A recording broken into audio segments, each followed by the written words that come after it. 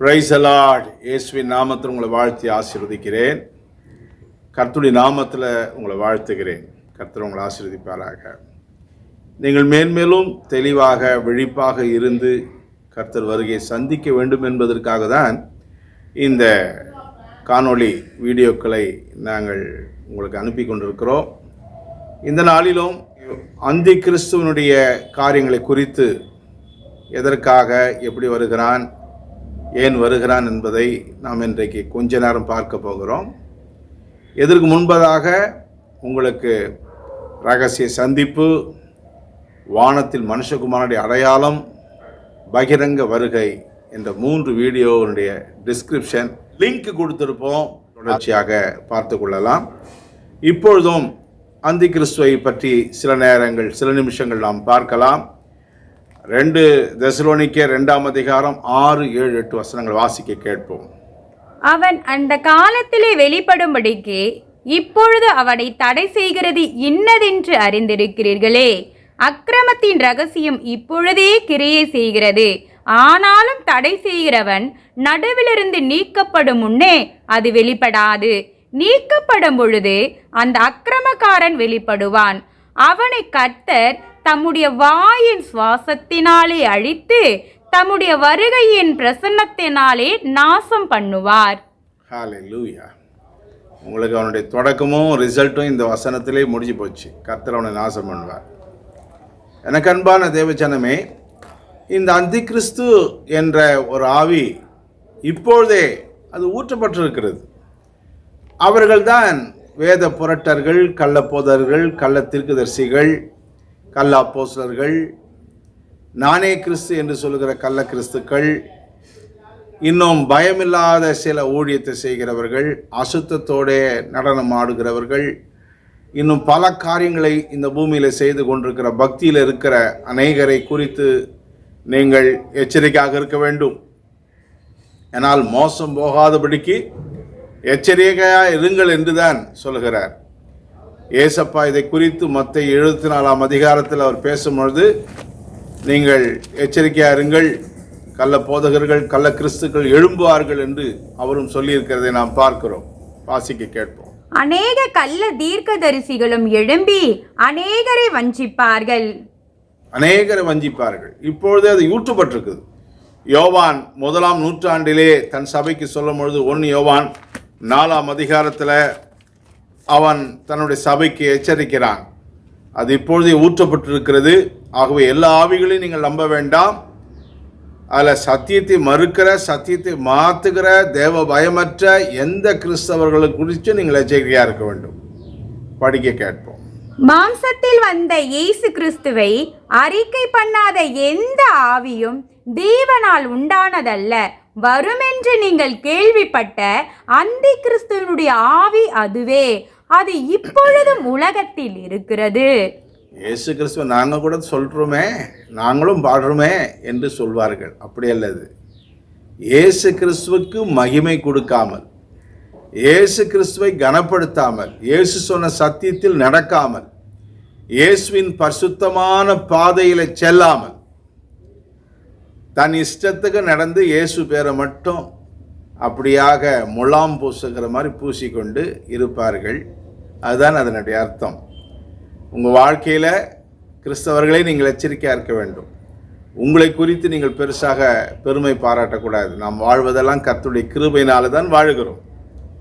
எதை நாம் பேசினாலும் சிந்தித்தாலும் செய்தாலும் கர்த்தருக்கு மகிமை உண்டாகத்தக்கதாக செய்து இல்லைனால் நிச்சயமாய் உங்கள் ஆவியும் பரிசுத்தப்படும். சில கிறிஸ்தவர்களுக்கு எப்போ பார்த்தாலும் பெருமை, மேட்டிமை, நான் தான் என்று சொல்லுகிற ஒரு வார்த்தையெல்லாம் இருக்கிறது. அதெல்லாம் இந்த அந்தி கிறிஸ்துவோடு கூட சேர்ந்து போய் கடைசியில் முடிவடையக்கூடியதாய் மாறிவிடும். இன்றைக்கு பாடல், இசை அமைத்தல், ஆடம்பரமான தன்னை அலங்கரித்து கொண்டு நான் தான் பாருங்கன்னு சொல்லுகிற எல்லா செயல்களும் கடைசியாக அந்தி கிறிஸ்துக்கு ஏதுவாக அது போய் முடியும் என்பதை நாம் பார்க்கிறோம். அவனுடைய கேரக்டர் எப்படிப்பட்டதாக இருக்கிறது என்றால், அந்தி கிறிஸ்துவனுடைய ஆவியுடைய கேரக்டரை தேவனை பார்க்கக்கூடாது, தேவனை ஆராதிக்கக்கூடாது, தன்னை ஆராதிக்க வேண்டும் என்பதுதான் அவனுடைய மிகப்பெரிய நோக்கமாக இருக்கிறது. 2 தெசலோனிக்கேயர் 2:4 வாசி கேட்போம். அவன் எதிர்த்து நிற்கிறவனாயும் சத்தியத்துக்கு எதிர்த்து நிற்கிறவனாயும் தேவன் எண்ணப்படுவது எதுவோ ஆராதிக்கப்படுவது எதுவோ அவை எல்லாவற்றுக்கும் மேலாக தன்னை உயர்த்துகிறவனாயும் தேவனுடைய ஆலயத்தில் தேவன் போலே உட்கார்ந்து தன்னைத்தானே தேவன் என்று காண்பிக்கிறவனாயும் இருப்பான். அவனே தேவன் என்று காண்பிப்பான், தன்னை ஆராதிக்க சொல்லுவான், சத்தியத்துக்கு எதிர்த்து நிற்பான் என்றெல்லாம் படிக்க கேட்டீர்கள். தேவ பிள்ளைகளே, இதெல்லாம் சாத்தானுக்குள்ள இருந்த ஒரு பெரிய கேரக்டர். அவன்தான் அந்த மாதிரி எதிர்த்து நின்றுதான் அவர்கள் தள்ளப்பட்டார்கள். ஒரு கூட்டம் தேவனுடைய ஆராதனைக்கு மேலாக நான் ஏறுவேன் என்று தள்ளப்பட்டார்கள். ஒரு கூட்டம் பெருமையால் விழுந்தார்கள். அதில் ஒரு கூட்டம் வானத்தில் இருக்கிறது, அலுவலகம் அவங்களுக்கு வானத்தில் இருக்கிறது. அதை குறித்து வேதத்தில் எபேசியர் 2:2 நாம் படிக்க கேட்போம். அவைகளில் நீங்கள் முற்காலத்திலே இவ்வுலகத்தின் வழக்கத்திற்கு ஏற்றபடியாகவும் கீழ்ப்படியாமின் பிள்ளைகளிடத்தில் இப்பொழுதே கிரியை செய்கிற ஆகாயத்து அதிகார பிரபுவாகிய பிரபு. இன்னொரு கூட்டம் தள்ளப்பட்ட இன்னொரு கூட்டம், ஒரு கூட்டம் அதில் இப்பொழுது பாதாளத்தில் அடைக்கப்பட்டிருக்கிறது. இயேசு கிறிஸ்து மத்தேயு 16:18 பேசினார். ஆண்டவர் வாக்கு கொடுத்தார் இந்த ஊழியத்திற்கு. வாசிங்க. மேலும் நான் உங்களுக்கு சொல்லுகிறேன், நீ பேதுருவாய் இருக்கிறாய், இந்த கல்லின் மேல் என் சபையை கட்டுவேன், பாதாளத்தின் வாசல்கள் அதை மேற்கொள்ளுவதில்லை. இதெல்லாம் ஆவியின் உலகத்தினுடைய விஷயங்கள். பாதாளத்தில் ஒரு ஆஃபீஸ் இருக்குது, வானத்தில் ஒரு ஆஃபீஸ் இருக்குது. ஆண்டவர் தன் மரணத்தினாலே பாதாளமே உன் ஜெயமேங்கே, மரணமே உன் கூரெங்கே என்று சொல்லி அவர் ஜெயித்திருக்கிறார். இப்பொழுது எங்கே ஆஃபீஸ் இருந்தாலும் நமக்கு கவலை இல்லை. அவனுடைய தலை நசுக்கப்பட்டு தலையாகிய கிறிஸ்து உயர்ந்து இருக்கிறார், வெற்றி சிறந்திருக்கிறார். ஆகவே அந்த வெற்றி நமக்கு நிச்சயமாய் கிடைக்கும். எனக்கு அன்பான தேவ பிள்ளைகளே, இப்படிப்பட்டதான ஒரு விஷயத்தில் நாம் பார்க்க வேண்டியது முக்கியமாக என்னவென்றால், வெளிப்படுத்தல் நீங்கள் வாசிக்கும் பொழுது மிருகம் என்று இந்த அந்தி கிறிஸ்துவை சொல்லப்பட்டிருக்கும்.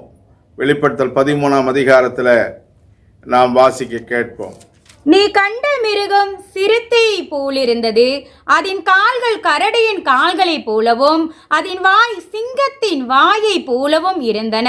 வலு செர்பமானது தன் பலத்தையும் தன் சிங்காசனத்தையும் மிகுந்த அதிகாரத்தையும் அதற்கு கொடுத்தது. 3 விதமான மிருகத்தை பார்க்கிறோம். எல்லாமே ரத்தத்தை சாப்பிட்றதும் ரொம்ப துஷ்டமான குணம் உள்ளது. பவுல் எபேசியில் போராடும் பொழுது ஒரு மனுஷ வழக்கமாக சொல்றார், நான் மிருகத்தோடு போராடினேன், மிருக குணமுள்ள மனிதனோடு போராடினேன் என்று அவர் சொல்லுகிறார். நான் எபேசுவிலே துஷ்ட மிருகங்களோடு போராடினேன் என்று மனுஷர் வழக்கமாய் சொல்லுகிறேன். ஆகவே 13 வருகிறது ஒரு மனிதன் தான். இத்தனை மோசமான குணமுள்ள ஒரு மனிதன் கையில் இந்த சாத்தான் தன் ராஜ்யத்தை ஒப்படைக்கிறான் என்று பார்க்கிறோம். எப்பொழுது ஒப்படைக்கிறான் என்றால், ரகசிய சந்திப்பில் தம்முடைய சபைகளெல்லாம் மேலே எடுத்துக்கொள்ளப்பட்ட பின்பு வானத்திலிருந்து யுத்தம் செய்து அவனை பூமியில் தள்ளுகிறார்கள்.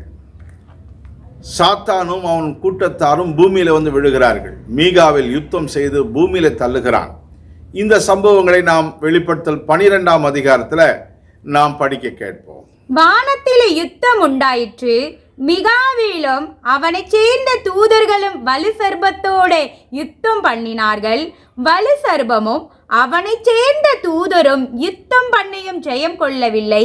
வானத்தில் அவர்கள் இருந்த இடமும் காணப்படாமல் போயிற்று. உலகம் அனைத்தையும் மோசம் போக்குகிற பிசாஸ் என்றும் சாத்தான் என்றும் சொல்லப்பட்ட பழைய பாம்பாகிய பெரிய வலு சர்பம் தள்ளப்பட்டது. அது பூமியிலே விழ தள்ளப்பட்டது. 7ஆம் அதிகார வசனத்தை வாசித்தாங்க. 12:7 வெளிப்படுத்தல் 12:7.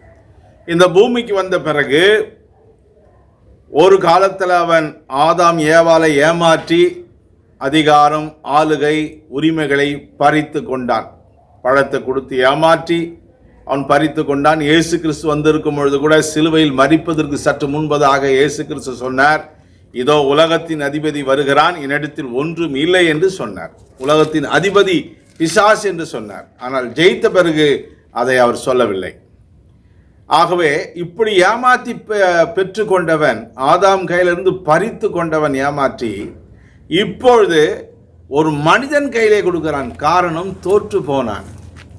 அவன் வானத்திலிருந்து, பரலோகத்திலிருந்து வானத்துக்கு தள்ளப்பட்டு, வானத்திலிருந்து இப்போ பூமிக்கு வந்து தன்னுடைய செயலாக்கம் பண்ண முடியாமல் தனக்கு தகுதியான ஒரு மனிதனை பிடித்து தன் ராஜ்யத்தை, சிங்காசனத்தை, பலத்தை, அதிகாரத்தை அப்படியே கொடுக்கிறான். எனக்கு அன்பானவர்களே, அந்தி கிறிஸ்து என்றால் சாத்தானுடைய வல்லமைகளை முழுமையாய் பெற்றவனான ஒரு மனிதன். அரசியல் ஓட்டெல்லாம் போடுறாங்கள மக்கள், அரசியல், அந்த அரசியல் பவர்ஸ், அரசியல் அதிகாரம் பெற்றவன், பணம் பலப்பற்றவன், பொருளாதாரம் உடையவன், மதம் உலகத்தெல்லாம் முக்கியமாக ஒரு மதமாக்கி அந்த ஒரு மதத்தினுடைய தலைவனாக, முக்கியமானவனாக அவன் இருப்பான். அதுக்கு தான் அவன் பேர் அந்தி கிறிஸ்துன்னு வச்சாங்க. ஏன்னா கிறிஸ்துவ மதம் தான் உலகத்தில் ரொம்ப முக்கால்வாசி பரவி இருக்கிறது. அந்த மத அடிப்படையில் தான் அவன் மிகப்பெரிய தலைவனாய் மாற்றிக்கொண்டு இப்பொழுது உலகத்தில் ஒரு பொது மதத்தை உண்டாக்குகிறார்கள். எக்குமெனிக்கல் சர்ச்சஸ் என்று எல்லா பக்திகளையும் ஒன்றாக சேர்த்து எந்த மனிதனாவது எதையாவது நீங்கள் பண்ணிட்டு போங்க என்று ஒரு பெரிய ஒரு மதத்தை உண்டாக்கி கொண்டிருக்கிறார்கள், எக்குமெனிக்கல் சர்ச்சஸ் என்று. அது 1954 அந்த செயல்பாடுகளில் ஐரோப்பா கண்டத்திலிருந்து வந்து கொண்டிருக்கிறது. ஐரோப்பா கண்டத்தில் பல நாடுகள் பிரிந்திருந்தன. கிட்டத்தட்ட ஒரு 30 ஆண்டு காலமாக அவர்கள் இணைந்து ஒரு நாணயம், ஒரு கொள்முதல், புது சந்தை, காமன் மார்க்கெட் என்று உருவாக்கி அவர்கள் ஒன்றுமையாக செயல்படுகிறார்கள். அதே போல் அநேக உலகத்தில் பல இடங்களிலே யுனைடெட் ஸ்டேட் ஆஃப் அமெரிக்கா என்று, ஆஸ்திரேலியா என்று அநேக இடங்களிலே கண்டங்களில் பல நாடுகள் ஒன்று கூடி அது தன்னுடைய அமைப்புகளை ஏற்படுத்தி கொண்டே இருக்கிறது. ஒரு பக்கம் சண்டை, ஒரு பக்கம் பிரச்சனை, போராட்டங்கள் இருந்தாலும் இன்னொரு பக்கம் சமாதானமாக இருக்க வேண்டும், வாழ வேண்டும், நிம்மதியாக இருக்க வேண்டும் என்ற ஒரு எண்ணம் எல்லாருக்குள்ளேயும் வந்து கொண்டிருப்பதை நாம் பார்க்கிறோம். அதனால் உலகத்தை ஒன்றிணைக்கக்கூடிய அநேக காரியங்களை இன்றைக்கு அமைந்து வருவது தான் நாம் பார்க்கிறோம். ஏன்னால் இன்றைக்கு எங்கே போனாலும் வந்தாலும் இன்றைக்கி இன்டர்நெட் இருக்கிறது, நமக்கு செல்லுலார் வசதி இருக்கிறது, டிவி எங்கே நடந்தாலும் அதை பார்க்கக்கூடிய வசதிகள் இருக்கிறது. இப்படி ஒன்றிணைக்கக்கூடிய அநேக காரியங்கள் நடந்து கொண்டிருப்பதை நாம் பார்க்கிறோம். இதெல்லாம் அந்தி கிறிஸ்து ஆட்சிக்காக ஏற்பாடுகள் நடந்து கொண்டிருப்பது என்பதை நீங்கள் மறந்துவிட வேண்டாம். இப்படியாக அவன் எல்லாத்தையும் ஒன்றிணைத்து பொருளாதாரம், மதம், வியாபாரம், சயின்ஸ் வேர்ல்டு, அறிவியல் உலகம் என்று பல காரியங்களை அவன் ஏற்படுத்தி சாத்தானுடைய முழு பவரோடு இந்த பூமியில் ஒரு பெரிய தலைவனாக இருப்பான். ஆகவே தான் அங்கேருந்து நாம் வெளிப்படுத்தல் 13 வாசிக்கும் பொழுது சமுத்திரத்திலிருந்து அந்த மிருகம் வந்தது என்று நாம் பார்ப்போம். நீங்கள் படிக்கும்போது உங்களுக்கு விளங்காது. பின்பு நான் கடற்கரை மணலில் மேல் நிற்கிறேன், அப்பொழுது சமுத்திரத்திலிருந்து ஒரு மிருகம் எழும்பி வர கண்டேன். அதற்கு 7 தலைகளும் 10 கொம்புகளும் இருந்தன. அந்த கொம்புகளின் மேல் 10 முடிகளும் அதன் தலைமுடிகள் மேல் தூஷணமான நாமமும் இருந்தன. அதுக்கு 7 தலை அப்படின்னா 7 கண்டங்கள். 7 கண்டத்தில் 10 ராஜாக்கள் எழும்புவார்கள். 10 ராஜாக்கள் சேர்ந்து அவனுக்கு அதிகாரத்தை கொடுப்பார்கள். இதுதான், வேறு எதுவும் நீங்கள் கன்ஃபியூஷன் ஆக வேண்டாம். அந்த 3 டைப் ஆஃப் மிருகன்றது அவ்வளோ மோசமான குணம் உள்ள மனிதனாக இருப்பான். சாத்தான் முழு அதிகாரம், அவனுடைய சிங்காசனம், பலத்தை அவன்கிட்ட ஒப்படைச்சிட்டான். அரசியல் பவர் ஃபுல்லாக இவங்கிட்ட இருக்கும். அரசியல் உலகம் முழுவதுமான அரசியல் அவங்க கையில் இருக்கும். மதத்தின் பவர் இருக்கும், பொருளாதாரம் அவன் கையில் இருக்கும், வியாபாரம் உலக சந்தை அவன் கையில் இருக்கும், அறிவியல் உலகம் அவன் கையில் இருக்கும். இத்தனையும் வச்சு அவன் இப்பொழுதே கூட அநேக மனிதர்களை உளவியல் ரீதியாக பல வல்லரசுகள் ஆண்டு கொண்டிருக்கிறார்கள் என்பதை நான் சொல்லிக் கொள்கிறேன். ஆகவே இதெல்லாம் சேர்த்து எல்லா உலகத்தையும் ஒன்றிணைத்து அவன் வருவான். இந்த சமுத்திரம் என்று நீங்கள் குழம்ப வேண்டாம், அதுக்கும் விளக்கம் கொடுக்கப்பட்டிருக்குது. வெளிப்படுத்தல் 17:15 நாம் வாசிப்போமானால் அந்த சமுத்திரம் யார் என்று சொல்லுகிறது. வாசிங்க. பின்னும் அவன் என்னை நோக்கி, அந்த வீசி உட்கார்ந்திருக்கிற தண்ணீர்களை கண்டாயே, அவைகள் ஜனங்களும் கூட்டங்களும் ஜாதிகளும் பாஷைக்காரருமாம். ஜனங்களும் கூட்டங்களும் ஜாதிகளும் பாஷைக்காரருமாம். எல்லா பாஷை, எல்லா ஜாதி, எல்லா மக்களும். அதுதான் கடல். அதுதான் கடல்லிருந்து வந்ததாக நாம் பார்க்கிறோம். அந்த முழு பவர்ஸ் மக்கள், அத்தனை மக்களும் அவனுக்கு அதிகாரம் கொடுக்கிறார்கள். இது யாருன்னா, பரலோகத்தில் ஜீவ புஸ்தகத்தில், ஆட்டுக்குட்டியான ஜீவ புஸ்தகத்தில் மற்றும் ஜீவ புஸ்தகத்தில் பேர் எழுதப்படாதவர்கள் தான் இவனோடு சேர்ந்து கொள்வார்கள் என்று வேதம் தெளிவாக சொல்லுகிறது. ஆகையால் தேவ பிள்ளைகளே, இப்படி ஒரு பக்கம் 13 நாம் பார்க்கிறோம். அதை தாண்டி பார்த்தீங்கன்னா 17ஆம் அதிகாரத்திலையும் ஒரு மிருகத்தை பற்றி நாம் பார்ப்போம். நீ கண்ட மிருகம் முன்னே இருந்தது, இப்பொழுது இல்லை. அது பாதாளத்திலிருந்து ஏறி வந்து நாசமடைய போகிறது. உலகின் தோற்றம் முதல் ஜீவ புஸ்தகத்தில் பேரெழுதப்பட்டிராத பூமியின் குடிகள் இருந்ததும் இராமற் போனதும் இனி இருப்பதுமாயிருக்கிற மிருகத்தை பார்த்து ஆச்சரியப்படுவார்கள்.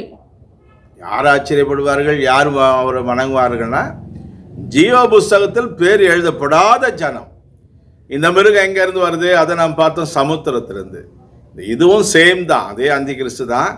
இதுக்கு அடுத்த பவர் எங்கேருந்து கொடுக்குறாங்கன்னா, பாதாளத்திலிருந்து கொடுக்குறாங்க. அநேக ஆவிகள், அநேக தூதர்கள் பல காரணத்தினால் பாதாளத்தில் கட்டப்பட்டிருக்கிறார்கள். இதில் ஒரு கூட்டம், விழுந்து போன ஒரு கூட்டம், இந்த நாட்களிலே தேவன் அதை விடுதலையாக்குகிறார். அதை நாம் 9ஆம் அதிகாரத்தில், வெளிப்படுத்தல் 9ஆம் அதிகாரத்தில் அதை நாம் பார்க்க முடிகிறது. வாசிங்க. அவன் பாதாள குழியை திறந்தான். உடனே பெருஞ்சூளையின் புகையை போல அந்த குழியிலிருந்து புகை எழும்பிற்று. அந்த குழியின் புகையினால் சூரியனும் ஆகாயமும் அந்தகாரப்பட்டது. இது பாதாளத்தில் திறக்கக்கூடிய தூதன் அனுப்பிச்சு கர்த்தர் அதை ரிலீஸ் பண்ணுகிறார். இந்த சாத்தானுக்கு ஏன் இந்த மாதிரி ஒரு நேரம் கொடுக்கிறார் என்றால், இது கடைசி. அவங்களுக்குன்னு ஒரு காலத்தை தேவன் கொடுத்தார். இது கடைசி காலம் என்றும் 12 வாசிங்க. ஐயோ, பிசாசானவன் தனக்கு கொஞ்ச காலம் மாத்திரம் உண்டென்று அறிந்து மிகுந்த கோபம் கொண்டு உங்களிடத்தில் இறங்கினபடியினால் உங்களுக்கு ஆபத்து வரும் என்று சொல்ல கேட்டேன். காலம் கர்த்தர் கொடுத்தார், இன்னும் கொஞ்ச காலம் அதற்கு இருக்குது. அந்த கொஞ்ச காலம் இந்த பூமியில வெளிப்பட்டு அவன் ராஜ்யம் செய்யட்டும் என்றே கர்த்தர் கொடுக்கிற ஒரு அனுமதி. அதான் பேதுரு கூட எழுதுவார், கெர்ச்சிக்கிற சிங்கம் போல எவனை விழுங்கலாம் என்று அழைக்கிறான். வாசிங்க. 1 பேதுரு 5ஆம் அதிகாரம் 8ஆம் வசனம் வாசிங்க. தெளிந்த புத்தி உள்ளவர்களாய் இருங்கள், விழித்திருங்கள். ஏனெனில் உங்கள் எதிராளியாகிய பிசாசானவன் கெர்ச்சிக்கிற சிங்கம் போல் எவனை விழுங்கலாமோ என்று வகை தேடி சுற்றித் திரிகிறான். அதுபோல வானத்திலிருந்து தள்ளப்பட்டு ஒரு கொஞ்ச காலம், அந்த கொஞ்ச காலத்தை ஒரு மனுஷங்கிட்ட கொடுக்குறான். இந்த பாதாளத்திலிருந்து இது விடுதலையாக்கப்படுகிறது.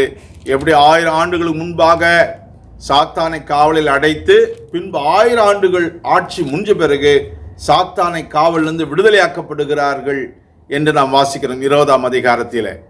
வாசிங்க. பிசாஸ் என்றும் சாத்தான் என்றும் சொல்லப்பட்ட பழைய பாம்பாகிய வலு சர்ப்பத்தை அவன் பிடித்து அதை 1000 வருஷம் அளவும் கட்டி வைத்து அந்த 1000 வருஷம் நிறைவேறும் வரைக்கும் அது ஜனங்களை மோசம் போக்காதபடிக்கு அதை பாதாளத்திலே தள்ளி அடைத்து அதன் மேல் முத்திரை போட்டான். பின்பு அதை விடுதலையாக்குறதையும் நாம் அதே அதிகாரத்தில் பார்க்கலாம். 1000 ஆண்டு காலம் முடிந்த பிறகு அவன் சிறையிலிருந்து கர்த்தர் அவனை விடுதலையாக்கி விடுகிறார், அவனை அழிப்பதற்காக. வாசிப்போம். அந்த 1000 வருஷம் முடியும் பொழுது சாத்தான் தன் காவலில் இருந்து விடுதலையாகி பூமியின் 4 திசைகளிலும் உள்ள ஜாதிகளாகிய கோகையும் மாகோகையும் மோசம் போக்கும்படிக்கும் அவர்களை யுத்தத்திற்கு கூட்டிக் கொள்ளும்படிக்கும் புறப்படுவான். அப்படி இந்த பிசாசுகளுக்கெல்லாம் ஒரு டைமை கொடுத்து சேலஞ்ச் பண்ணி தேவன் யுத்தம் பண்ணி அவைகளை அழிக்கிற விஷயத்தை நாம் பார்த்து கொண்டிருக்கிறோம். அதே போல அந்தி கிறிஸ்துவின் நாட்களிலே பாதாளத்தில் இருந்த அடுத்த ஆஃபீஸில் இருந்து அவனுக்கு அடுத்த பவர், அதே மிருகம்தான் ஒரு எக்ஸ்ட்ராடினரி பவர். கள்ள தீர்க்கதரிசியின் மூலமாக, அதுக்கு வேசி சபை என்று பெயர், அசுத்தமாய் வாழ்கிற கிறிஸ்தவர்கள் மூலமாக, தீர்க்கதரிசனம் உரைக்கிற பொய்யாய் உரைக்கிற அவர்கள் மூலமாக அவனுக்கு இன்னும் வலிமை பெற்று அவனுடைய ராஜ்யத்தை நடத்த அது பாதாளத்திலிருந்து ஏறி வருகிறதாக நாம் வெளிப்படுத்தல் 17ஆம் அதிகாரத்தில் வாசிக்க கேட்டோம். அது ஏறி வந்து முன்பு இருந்தது இராமல் போச்சு, மறுபடியும் ஏறி வந்து நாசமடைய போகுது. அது கல்வாரி சிலுவைக்கு அப்புறம் இல்லாமல் போச்சு, அது பாதாளத்தில் கட்டப்பட்டது. இப்பொழுது அந்தி கிறிஸ்து நாட்களில் மறுபடியும் மேலே வருது. மேலே வந்து தேவன் அவைகளை அழிப்பதற்காக தேவன் அவர்களுக்கு நேரங்களை கொடுக்கிறார். ஆக இப்படிப்பட்ட வல்லமைகள்லாம் சேர்ந்துதான் அந்தி கிறிஸ்துவின் ஆட்சி நடக்கிறது என்பதை உங்களுக்கு நான் சொல்லிக் கொள்கிறேன். ஆகவே தேவ ஜனங்களே, அந்தி கிறிஸ்துவின் ஆட்சி என்பது எப்பொழுது வெளிப்படும் என்றால், இந்த பூமியில பரிசுத்தாவியும் பரிசுத்தவான்களாகி ஜெயம் பெற்றவர்கள் கிளம்பின பிறகுதான் அவனுக்கு அந்த வாய்ப்பு உண்டு என்பதை நான் உங்களுக்கு கூறிக்கொள்கிறேன். ஏனென்றால் தடை செய்கிறவர் 2 தெசலோனிக்கேயர், அக்கிரமத்தின் ரகசியம் இப்பொழுதே கிரியை செய்கிறது, ஆனாலும் தடை செய்கிறவன் நடுவிலிருந்து நீக்கப்படும் முன்னே அது வெளிப்படாது. நீக்கப்படும் பொழுது அந்த அக்கிரமக்காரன் வெளிப்படுவான். அவனை கர்த்தர் தம்முடைய வாயின் சுவாசத்தினாலே அடித்து தம்முடைய வருகையின் பிரசன்னத்தினாலே நாசம் பண்ணுவார். தடை செய்கிறவர் பரிசுத்தாவியும் பரிசுத்தவான்களும், ஜெயம் பெற்ற பரிசுத்தவான்கள் மேலே போன பிறகுதான் அவனை கீழே தள்ளுகிறார்கள். அதற்கப்புறம்தான் அந்த ராஜ்யம் அமைக்க முடிகிறது. காரணம், இந்த பூமியில் ஜெயம் பெற்ற பரிசுத்தவான்களும் பரிசுத்தாவியும் இங்கிருந்து கடந்து போனதனால் அவனுடைய ராஜ்யத்தை இந்த பூமியில் எப்படியாகிலும் நிலைநாட்டி விடுவேன் என்று அவன் இறங்குகிறான். அதற்கப்புறம் தேவன் அதை யுத்தம் பண்ணி அவனை நாசம் செய்து அழிக்கிறதை நாம் வர நாட்களில் பார்ப்போம். இப்படியாக அவனுடைய ராஜ்யம் 7 ஆண்டு காலம் இந்த பூமியிலே போகும். மிக மிக மோசமான ஒரு பாவம், அக்கிரமம், அநியாயம் நிறைந்து பயங்கரமான மோசமான இதுவரைக்கும் இல்லாத அக்கிரமங்கள், அநியாயங்கள், பாவங்கள், அருவருப்புகள் எல்லாம் அந்த நாட்களிலே காணப்படும். அப்படிப்பட்டதான ஒரு ராஜ்யத்தை இந்த பாவ மனுஷன் இந்த பூமியில் செய்வான். அவன் எப்படி இந்த பூமியை ஒன்றிணைக்கிறான் என்றால், எல்லாரையும் ஒன்றிணைக்கிறான் என்றால், ஒரு போலியான சமாதானத்தை எல்லாருக்கும் ஒவ்வொரு வார்த்தையை கூறி அவன் போலியான சமாதானத்தில் தான் இந்த முழு உலகத்தையும் இணைக்கிறான். ஏனென்றால் எத்தனையோ மதம், எத்தனையோ மொழி, எத்தனையோ ஜாதி, எத்தனையோ கொள்கை, எத்தனையோ கலாச்சாரம் இருக்குது. அத்தனை இணைக்கக்கூடிய ஒரு போலியான சமாதானத்தின் மொழி, ஒரு போலியான சமாதானத்தினுடைய நடிப்பு அவன்கிட்ட இருக்கிறது. வெளிப்படுத்தல் 6:2 பார்க்கும் பொழுது முதல் முத்திரை உடைத்தால், வாசிங்க. நான் பார்த்த பொழுது இதோ ஒரு வெள்ளை குதிரையை கண்டேன். அதன் மேல் ஏறி இருந்தவன் வில்லை பிடித்திருந்தான். அவனுக்கு ஒரு கிரீடம் கொடுக்கப்பட்டது. அவன் ஜெயிக்கிறவனாகவும் ஜெயிப்பவனாகவும் புறப்பட்டான். வெள்ளை குதிரை சமாதானம், ஆனா கையில் என்ன இருக்குது? வில்லு இருக்குது. அதனால அது போலியான சமாதானத்தில் உலகத்தை எல்லாத்தையும் ஒன்று கூட்டிடுறான். உலகத்தில் அத்தனை பேரும் அவனை நம்புறாங்க. காரணம், அவனுக்கு இன்ஃப்ளூயன்ஸ், அவனுக்கு ஒரு பெரிய ஆதரவு அவனுக்கு தந்திருப்பது யாருன்னா சாத்தான். தன் சிங்காசனத்தை, அதிகாரத்தை, பலத்தை கொடுத்திருக்கிறான். அது மற்றும் பாலாத்தினுடைய ஆவிகளும் அவனுக்கு ஏறி வந்து அவனுக்கு தங்களுடைய சப்போர்ட், ஆதரவை கொடுக்கிறது. நல்லா பண்ணு, நாம் இந்த பூமியை நிர்வகிக்கலாம், செய்யலாம் என்று அவர்கள் அக்கிரமம், பயங்கர அக்கிரமத்தில் இப்போ நிறைஞ்சிருக்குது. ஆனால் முழுமையாக நிறைக்க முடியல. அந்த நாட்கள் முழுமையாக நிறையுது. அவனுடைய கேரக்டர்ஸ் எல்லாம், நான் தான் கடவுள், என்ன வணங்குங்க. நேபுகாத்து நேச்சார் எப்படி வணங்க சொன்னார்? 60 முழம் உயரம் சிலையை செஞ்சு வச்சுட்டு, அதுபோல் வணங்கணும். வணங்காதவங்களை அவன் கொல்லுவான். முத்திரையை போடணும், நம்பர்ஸ் போடணும், நெற்றிலேயோ வலது கையிலையோ. அப்படி போடாதவங்களுக்கு கொல்லவும் விற்கவும், வாங்கவும் விற்கவும் முடியாது. வெளிப்படுத்தல் 13 வாசிங்க. அந்த மிருகத்தின் முத்திரையாவது அதன் நாமத்தையாவது அதன் நாமத்தின் இலக்கத்தையாவது தரித்து கொள்ளுகிறவன் தவிர வேறு ஒருவனும் கொல்லவும் விற்கவும் கூடாதபடிக்கு செய்தது. அது மட்டுமல்ல, எல்லாரையும் எப்படி ஒருங்கிணைத்தான் என்றால் பயங்கர அற்புத அடையாளங்களை அவன் செய்து காட்டுவான். வெளிப்படுத்தல் 16 அதிகாரம் 13-14 வாசிப்போம். அப்பொழுது வலுசர்பத்தின் வாயிலும் மிருகத்தின் வாயிலும் கள்ள தீர்க்கதரிசியின் வாயிலும் இருந்து தவளைக்கு ஒப்பான 3 அசுத்த ஆவிகள் புறப்பட்டு வர கண்டேன். அவைகள் அற்புதங்களை செய்கிற பிசாசுகளின் ஆவிகள். அவைகள் பூலோகம் எங்கும் உள்ள ராஜாக்களை சர்வ வல்லமையுள்ள தேவனுடைய மகா நாளில் நடக்கும் யுத்தத்திற்கு கூட்டி சேர்க்கும்படிக்கு புறப்பட்டு போகிறது. அவங்களுக்குள்ள அவ்வளோ 3 விதமான தவளைக்கொப்பான ஆவிகள். அந்த ஆவிகள் மூலமாக பயங்கர அற்புதம் அடையாளம். எல்லா ஜாதி ஜனமும், எல்லா மதத்தினரும், எல்லா மக்களும் நம்பத்தக்கதாக அது செய்து காட்டிதான் எல்லாரையும் ஒன்றிணைத்தது. ஏன்னா இதுவரைக்கும் யாருமே செய்ய முடியாத, எந்த மதத்தினாலும் எந்த மத தலைவராலும் செய்ய முடியாததை அந்த கிறிஸ்து செய்வான். செய்யறதுனால இவன் தான் இந்த உலகத்துக்கு தேவைன்னு சொல்லி எல்லாரும் ஆதரவு கொடுப்பாங்க. ஆனாலும் தேவன் இவனை யுத்தம் செய்து, இவனுடைய 7வது வருஷத்தின் முடிவில் யுத்தம் செய்து அவனை அழித்து அவனை பிடிப்பார் என்று வெளிப்படுத்தல் 19 அதிகாரத்தில். அப்பொழுது மிருகம் பிடிக்கப்பட்டது. மிருகத்தின் முன்பாக செய்த அற்புதங்களால் அதன் முத்திரையை தரித்திருக்கிறவர்களையும் அதன் சொரூபத்தை வணங்கினவர்களையும் மோசம் போக்கின கள்ள தீர்க்கதரிசியும் கூட பிடிக்கப்பட்டான். இருவரும் கந்தகம் எரிகிற அக்கினி கடலிலே உயிரோடு தள்ளப்பட்டார்கள். சரீரத்தோடு உயிரோடு 2 பேரும் யுத்தம் செய்து பிடித்து, கர்த்தராகிய இயேசு கிறிஸ்து பகிரங்கமான வருகையில் வந்து யுத்தம் செய்து அவன் ராஜாக்கள், அவன் ராஜ்யம் எல்லாத்தையும் அடித்து நொறுக்கி அவங்க 2 பேரையும் உயிரோடு பிடிச்சி, முதல் மனிதர்கள் அக்கினி கந்தகம் எறிகிற கடல் வந்து சாத்தானுக்கு ஆயத்தமாக்கப்பட்டது. ஆனால் சாத்தான் போல ஃபர்ஸ்ட்டு அந்தி கிறிஸ்துவும் கள்ளத்திருக்கசி 2 பேரும் தான் உயிரோடு சரீரத்தோடு போய் ஃபர்ஸ்ட் அவங்க இடம் பெறுறாங்க, தூக்கின்னு போய் போடுறாங்க. அழித்து தேவன் தள்ளி அவர்களை தேவன் நியாயத்திருக்கிறார்.